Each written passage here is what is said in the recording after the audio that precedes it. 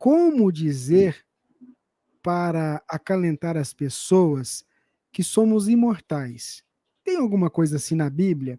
Os evangélicos sempre perguntam o que dizer, já que eles não acreditam em reencarnação?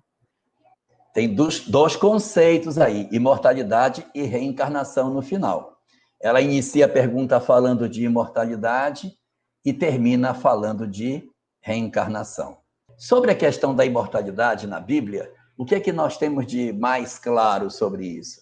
Quando alguém diz assim, olha, isso não é verdade porque ninguém foi e voltou. Me dá o exemplo de um que foi e voltou. Aí a gente responde, Jesus. Porque se você não acha que Jesus foi e voltou, desmonta toda a estrutura da fé cristã que estabelece a ressurreição como retorno. E o Espiritismo, ele possui como código das suas verdades um conjunto de princípios aonde o esteio, a base dos seus conceitos não foram tirados de dentro do texto bíblico. A formação do pensamento espírita foi construída a partir de um conjunto muito grande de perguntas e respostas, muitas delas feitas por Kardec, outras encaminhadas de outros grupos para ele, e ele foi reunindo esse corpo de perguntas e respostas, verificando a coerência que existia entre elas, sem partir de nenhuma ideia preconcebida, e essas perguntas foram se caixando como um grande quebra-cabeça, até que ele conseguiu fechar. Uma vez fechado esse quebra-cabeça, havia uma consequência moral da imortalidade da alma. O que aconteceu? Ele descobriu que a alma existia e que ela era imortal, e que após a morte havia uma situação de felicidade ou infelicidade dos espíritos em função da sua conduta. Então, veja, são 3 pontos. A alma existe, a alma sobrevive e a alma experimenta uma situação feliz ou infeliz no mundo espiritual. De posse desses 3 elementos, Kardec disse, bom, então, como deve proceder os homens para que eles consigam ser felizes do lado de lá? Pergunta 982 de O Livro dos Espíritos. E a segunda parte da obra, que vai desde a questão 614 até a questão 919A de O Livro dos Espíritos, vai tratar da conduta do homem. Feito isso, construída toda a parte moral do Espiritismo, Kardec observou que a proposta moral de Jesus era muito semelhante à proposta moral do Espiritismo. Ele disse, olha, os Espíritos propõem perdão, Jesus propõe perdão.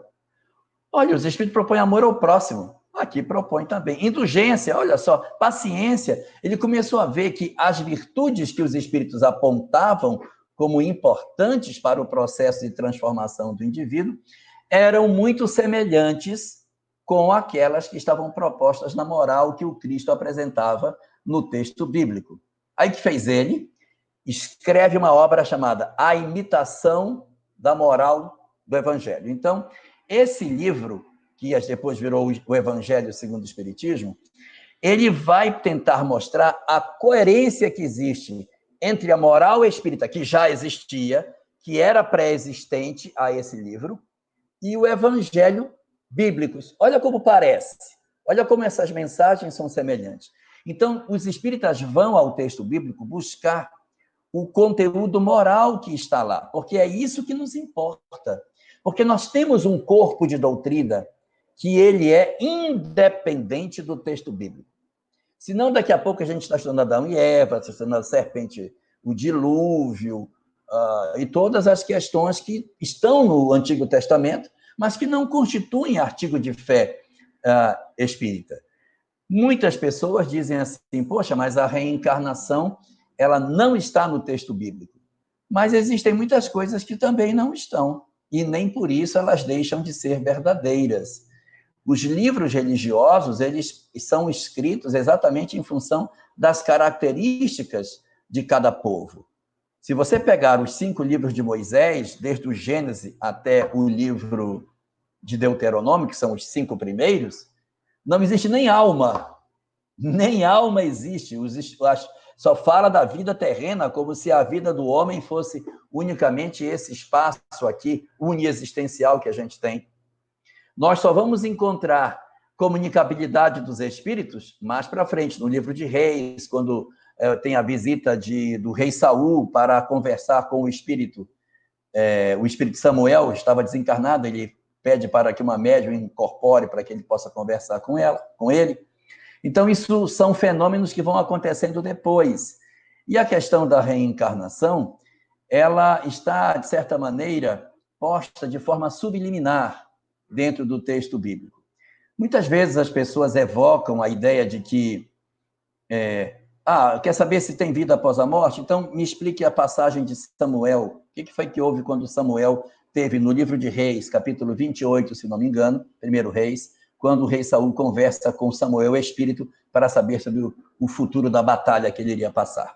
Então, isso tudo são situações que nos remetem a perceber que não é necessário, obrigatoriamente, que o texto bíblico possua isso, porque o nosso corpo de fé não está lá dentro. E quando se fala sobre reencarnação dentro do texto bíblico, existem muitas pessoas que questionam o fato de não existir isso de maneira muito clara.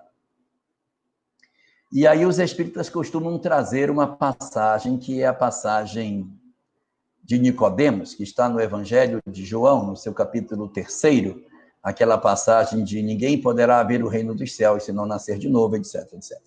Mas existem outras passagens que podem ser bem interessantes. Quando o anjo aparece a Zacarias, que vai ser o pai de João, o Batista, ele diz para Zacarias: o filho que tu terás virá no espírito e virtude de Elias.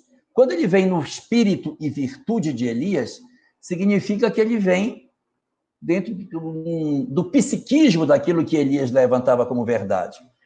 Pode dar a entender que seja a reencarnação, mas não é uma confirmação cabal. No Evangelho de Mateus, no seu capítulo 19, nós temos a passagem da transfiguração de Jesus. Na transfiguração do Mestre, ele vai ao alto do monte, conversa com Moisés e Elias, e quando eles descem, os discípulos perguntam: Mestre, por que dizem os escribas que é necessário que Elias venha primeiro? Responde Jesus: em verdade vos digo que Elias já veio e que não o conheceram. Ou seja, está falando de João. E aí diz o texto: então os discípulos entenderam que ele lhes falara de João Batista. Mas os discípulos podem ter entendido errado, né? Podem ter entendido errado. Porque foram os discípulos que entenderam. Jesus não disse isso de maneira clara.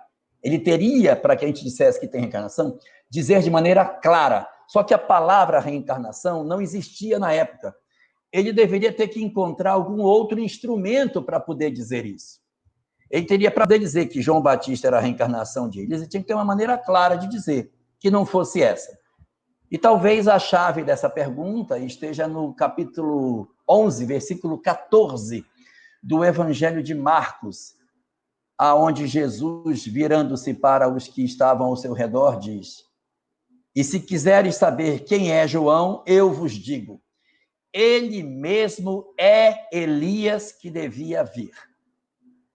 Bom, se não tem uma maneira outra de dizer isso, eu não sei como é que teria que ser dito, porque não tem outra palavra. Não existia a palavra reencarnação, então é essa. E para terminar essas discussões, existe um conjunto de estudiosos do judaísmo, os rabinos cabalistas, que estudam a Cabala, e a Cabala ela é fundamentalmente reencarnacionista e estuda as mesmas obras bíblicas que a gente estuda, extraindo delas o sentido que dá a compreensão da existência de um Deus, da imortalidade da alma, da reencarnação, da lei de causa e efeito, da comunicabilidade dos espíritos, da evolução das almas e da necessidade do autoconhecimento para o alcance da perfeição do homem. Esses princípios são princípios muito próximos do Espiritismo, porque a verdade ela é muito antiga. Então, nós não devemos ter uma preocupação muito grande de procurar encontrar todos os princípios dentro da Bíblia, porque a Bíblia, na verdade, ela é um livro religioso. Não há nenhuma citação na Bíblia sobre a evolução das espécies, nem sobre a existência do átomo, e nem por isso essas coisas deixam de ser verdade.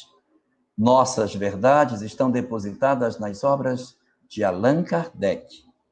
E a moral do Cristo, que está contida nos evangelhos, é profundamente semelhante à moral que os espíritos apontam como sendo a moral ideal para que nós sigamos para alcançarmos a felicidade.